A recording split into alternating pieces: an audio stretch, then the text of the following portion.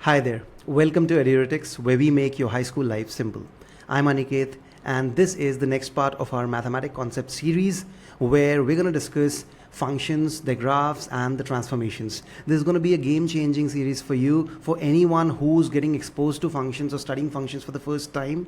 This is going to be a very important series because we're going to discuss almost all of the functions you'll ever need to know, like all the way up till A levels or year 12. So all the tests, all math tests like SAT, ACT, GCSE, A levels, AP calculus, from that point of view, everything is sorted. Okay, so make sure you focus on this, try, follow along. Okay, and let's begin. So before diving deep, let's first understand what exactly is a function. Okay, so when we say a function, it's basically a relation between two quantities, x and y, which we usually see. Okay, but what do these two quantities represent, the x and y? X represents the independent variable, which is also known as the input variable.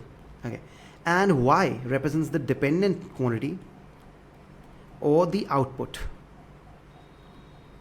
Okay, so x is the independent thing which the function takes in, and depending on what value of x is there, it'll give out the value of y. The intermediate operation would be defined by the function itself, like what's happening to the input and how's the output getting generated. So the basic is this, like there's an x which is the input, there's a y which is the output. Now let's see this through an example, a real life example. Okay, so most of you would be knowing how to drive cars already, although you might not all be having your licenses in place. Okay, so let's say this here is an engine, a car engine. Okay, and I'm taking two quantities. First quantity is the amount of gasoline going in to the engine. This depends on how hard you're pressing on the accelerator. Okay, how hard on the gas pedal are you pressing? Okay, that's the amount of gasoline, and in turn the speed of the car would change. So what's happening inside, this is the function, this is the engine. It's doing some chemical changes, it's generating speed, more speed, and that is the output. So the gasoline goes in, more speed or less speed, that's the result. What's happening inside, we don't exactly know, but we know that any change in the amount of gasoline will lead to a change in the speed. Okay, so gasoline here acts as the x, the speed acts as the y. As a result of x, with certain changes happening here, y is getting generated. Okay, so similarly, we write y in mathematical terms as a function of x as this. Y is equal to f of x. It's a function of x. So here, the f of x would be the block inside. It's like a black box. We don't know what's happening inside. The value of x goes in and f of x or the y comes out. Okay, what's happening would be known from the expression of fx. What is the fx exactly doing? For example, we can write y is equal to 3x squared plus 2x. Okay, so in this case, this becomes the function. Inside you'll write 3x squared plus 2x. Okay, the x goes in and in turn the y comes out. Let's say x is equal to 2 goes in. 2 times 2 is 4 times 3 is 12 plus 2 times 2 is 4. 12 plus 4 is 16. Y is equal to 16 comes out. So this is the action of the function. Okay, see, you can skip this intro if you've already done this. This is for the people who have not yet started with functions at all. Okay, or if you just want to brush up your concepts again, you can look at this, or otherwise you can skip the intro. Okay, so this is how we define functions. Y is equal to f of x. The f would be doing something to the x, which in turn would be called as the value of y. That's a layman definition of what's happening here. Okay, now we look at the different kind of functions which we need to know. Okay, so beginning with linear functions.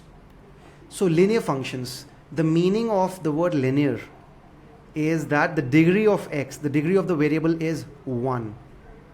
So y is equal to kx plus a or something like that. In standard formats, you'll always see it written as y is equal to mx plus c or mx plus b. Okay, So mx plus c, this is the general expression for a linear function. You might also think of it as the standard equation for equation of line. Okay, so m here represents the slope of the function, c represents the y-intercept. Interesting thing to note here is that the shape or the graph of this function is going to be a straight line. So the slope of the function throughout is going to be m, constant. So a feature of linear functions is that the slope would be constant. There would be a single y-intercept and a single x-intercept. Okay. Nowhere is it going to cut the x-axis 2 times or the y-axis 2 times. Okay. The general graph looks like this. Y is equal to mx plus c. Let's say m is 3. We take 3x plus 5. Okay. We're taking a general example. To figure out the graph of this, what do? This is the origin here. First of all, for straight lines, you'll always just need the intercepts. Put x is equal to 0. What is y equal to? Y is equal to 5. This is your y-intercept, the point where the graph cuts the y-axis. This is it, 0, 5. And y is equal to 0. X is equal to negative 5 over 3. Negative 5 over 3 is somewhere here. Negative 5 over 3, comma 0. This is the x-intercept. So the graph is going to look like this. As a thumb rule, or just as a guideline, remember this rule.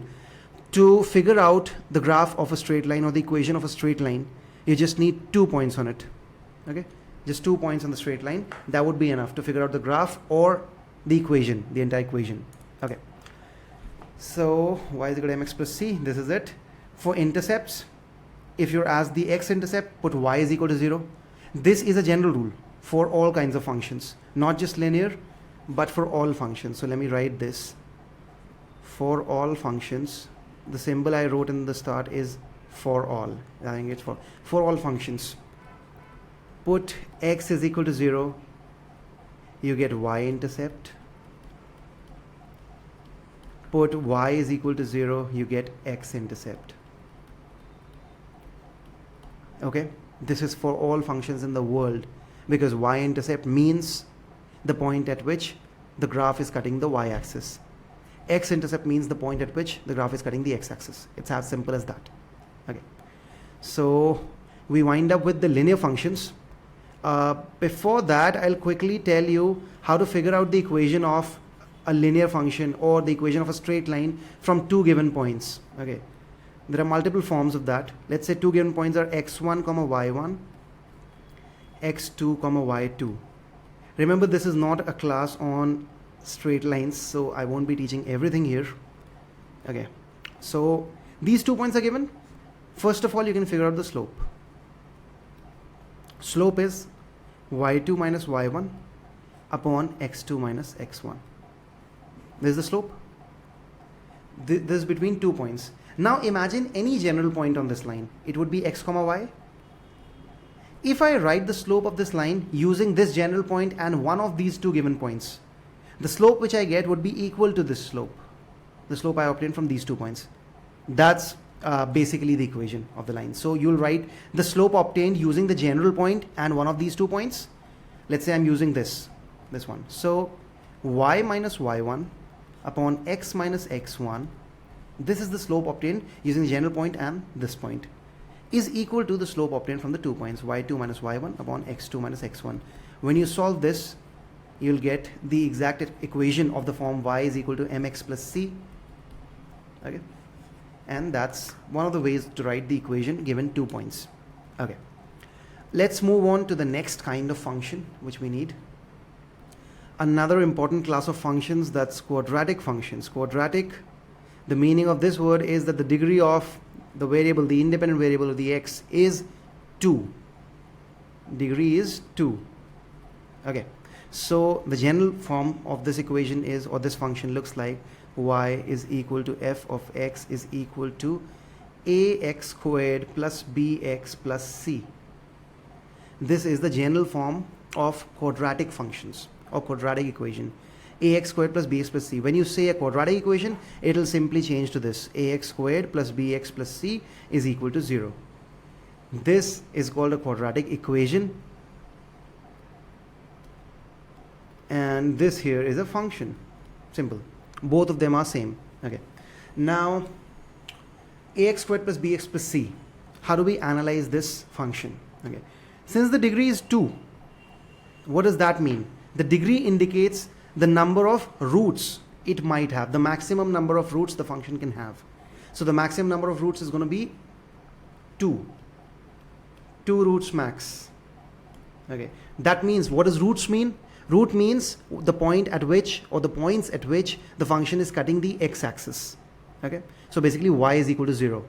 Wherever the y goes to 0, those are the roots of the function or the equation. Okay. Now some general features. Ax squared plus bx plus c, this is going to be a parabola. The shape is going to be a parabola. Okay. Let me draw a parabola here. Okay.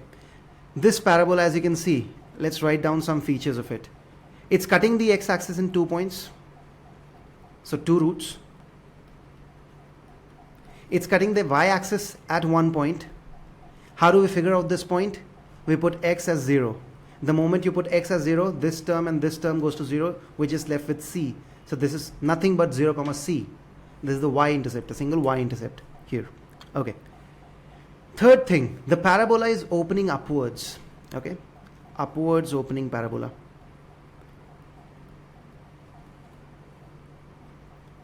That's the third thing. Okay. Now we'll look at this graph and the corresponding equation and deduce a few things. Ax squared plus bx plus c. C is the y-intercept. First thing.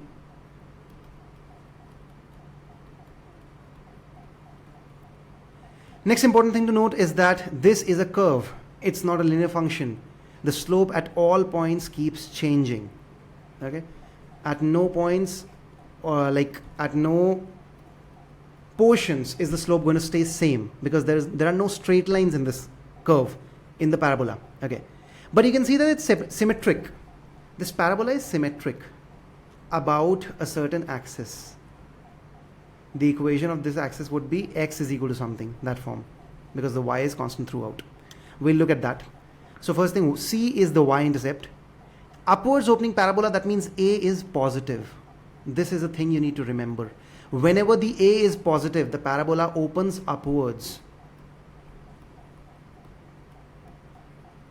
Okay, it opens upwards. Now let's talk about this axis, and it's hitting at this point. The bottommost point of an upwards opening parabola, or the topmost point of a downwards opening parabola, that's called a vertex. Okay, the vertex. Vertex is defined as you can see through symmetricity. About this axis, any points you pick, let's say x is equal to this and x is equal to this, they form a pair. Okay, about this axis. The values of y would be exactly the same for both of these x points. This is true for all values of x. At all values of x, the graph, at all values of y, there would be 2 points at which the graph would be cutting it. Okay, so let's pick this value of y. Let's say this is some e value. It'll cut the graph at 2 points. Okay, it's cutting the graph at 2 points, this and this. The x coordinates for these 2 points are different, but they would be equidistant from this mid-axis, axis of symmetry, or the vertex, axis of the vertex. All points would be equidistant from these two. Only at the vertex will there be a single point cutting the graph. Okay, single point cutting the graph at the vertex. Okay, so the coordinates of the vertex are can be figured out using, the x coordinate would be negative b by 2a minus b by 2a, and the y coordinate would be f of minus b by 2a.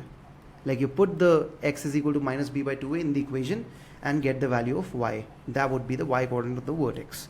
This is how we figure out the vertex. How do we figure out the roots? The roots can be figured out using, one method is called factorization. We won't be looking at that in this class. The second method is the quadratic formula.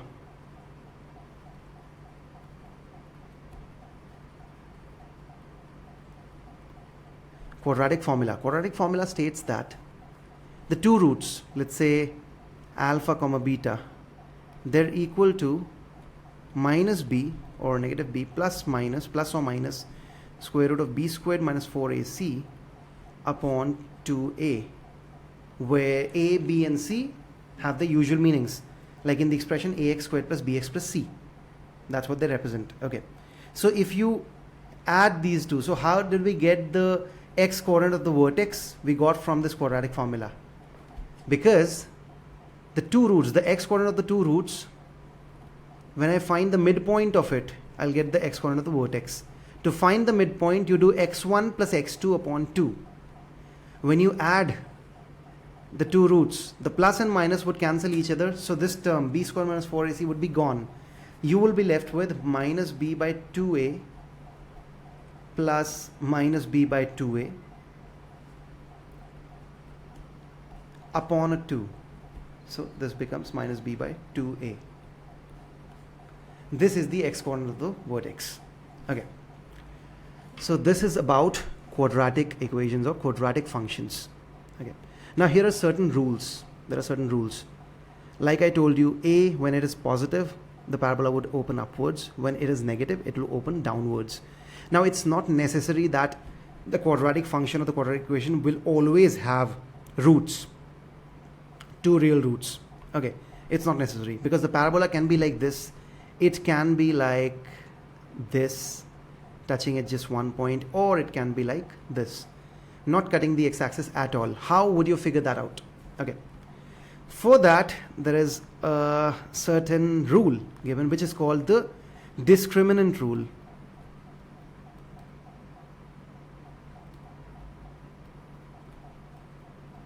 Discriminant rule.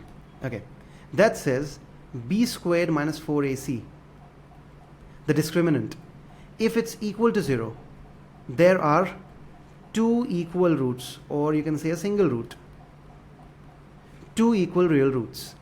If b squared minus 4ac is greater than 0, there would be two real and distinct roots.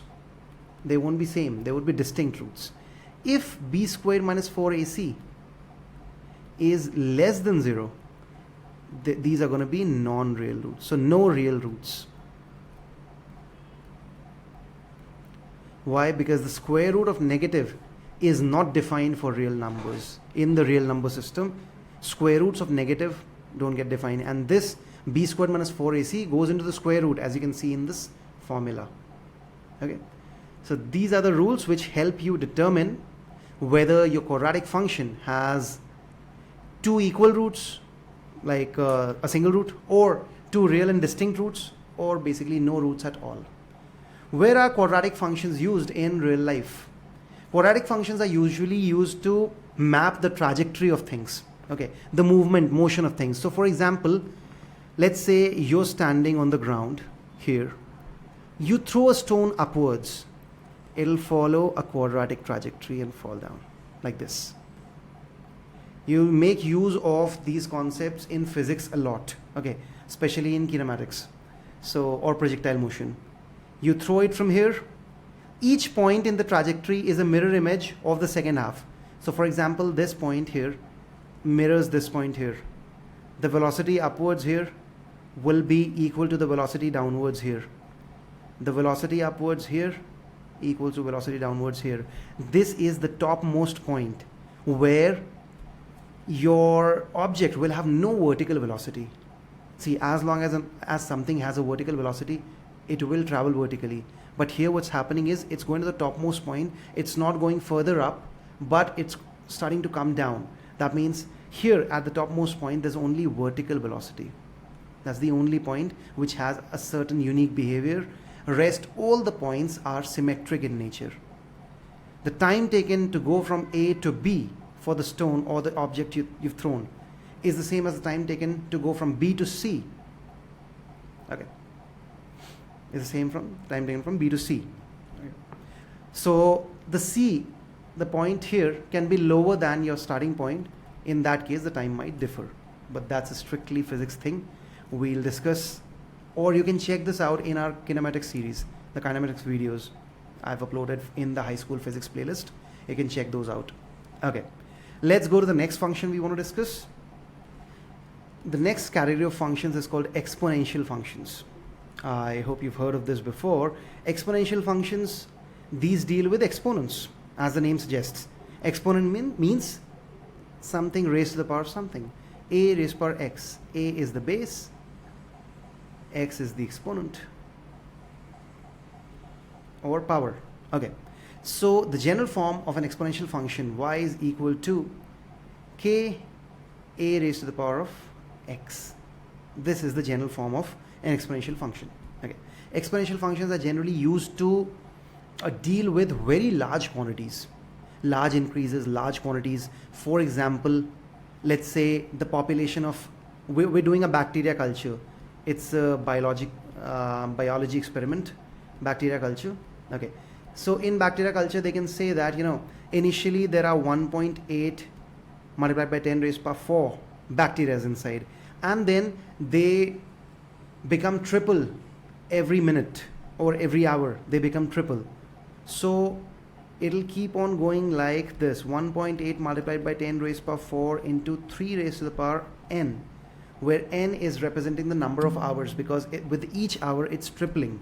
The value is tripling. Okay, so when dealing with very large numbers and when dealing with quantities that directly go on a multiple, for such cases we use exponents, exponential functions. Okay, so y is equal to k a raised to the power x.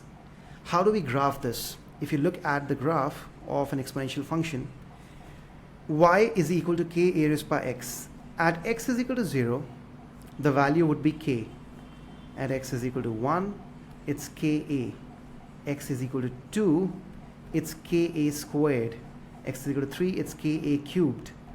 You see, it's getting multiplied by an a. So the rate of increase is also increasing. It's pretty high.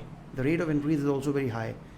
So if we look at the negative x-axis here, put x as negative infinity, it'll give a really, really small value. At x is equal to negative infinity, this is going to give you a very small value. Why? Because if you put x as negative 1, it becomes k upon a. X as negative 2, it's k upon a squared. So it's getting divided further. So at a very high value of x, it's going to become a very high value of negative x, it's going to become very small. Okay, so it'll be starting somewhere from 0. Y is equal to 0, but it won't exactly be cutting the x-axis for like to get y is equal to 0. It'll be approaching y is equal to 0. So it'll begin like this. At x is equal to 0, it's just k. This value is going to be k. This point is 0 comma k, and then it goes on increasing exponentially like this. It's going all the way till infinity. So at x is equal to positive infinity, y is also going to be equal to positive infinity. At x is equal to negative infinity, y is tending to 0. So this kind of a scenario is called the asymptote. Now we're going to discuss something called an asymptote. What's an asymptote? An asymptote is a line. Asymptote is basically a line to which or on towards which a function approaches. Okay, so in our case it's a horizontal asymptote. It's a horizontal asymptote in our case because it's approaching horizontally. The graph is approaching horizontally, and the equation of this asymptote is going to be y is equal to 0, which is basically the x-axis. The function is approaching the x-axis. It's going to almost go to y is equal to 0, but it's never touching it. That's the definition of an asymptote. An asymptote is a line towards which a function approaches for a certain value of x, okay, or for a certain input value. There's no vertical asymptote here because it's going all the way till infinity. It's not a finite value. It's going all the way till infinity without a finite value, so there's no vertical asymptote. Okay. So asymptotes only exist when the equation of line which you're giving in is a finite value. I cannot say y is equal to infinity is a horizontal asymptote because infinity itself is not defined. So similarly, although this y, this function on the positive side looks like it's approaching somewhere, But when is it approaching this point? It's approaching this point during or at x is equal to infinity, which itself is not defined. Okay, so this won't be called an asymptote, but this here is an asymptote. So asymptotes would be there in exponential functions. Okay. Now let's look at a few cases of exponential functions. There can be multiple. For example, in the previous case, like in the quadratic functions, I taught you that when a is greater than 0, it would be a parabola opening upwards. When a is less than 0, it will be a parabola opening downwards. When a is equal to 0, it won't any longer be a quadratic function. It will become a linear function. Okay, since the coefficient of x squared is 0. Now let's see in exponential functions. I'll show you certain interesting cases. K a raised power x. This is our exponential function. Let's take the scenarios one by one. First scenario, a is greater than 1. X is, as usual, x is real, and k is also greater than 1. Okay. How does this look like? For a greater than 1, k greater than 1 is the usual graph. Okay. Because if you see, it's ka squared, ka cubed, and since a is greater than 1, the squared, cube, those values will go on becoming bigger. Next case, so this is case number 1. Next case, a is between 0 and 1. Between 0 and 1. X is for all real numbers. K again is greater than 1. What's going to happen? Look carefully. So maybe try it on your own first. Pause the video. Try sketching this on your own. A between 0 and 1. Let's say a is 0.5. When you do 0.5 raised power 1, it's 0.5. 0.5 squared is 0.25. 0.5 cubed is 0.125. What are you getting to see? It's a decreasing thing. It's going on decreasing. The higher power you give it, it's going to decrease further. The value of this function is going to decrease.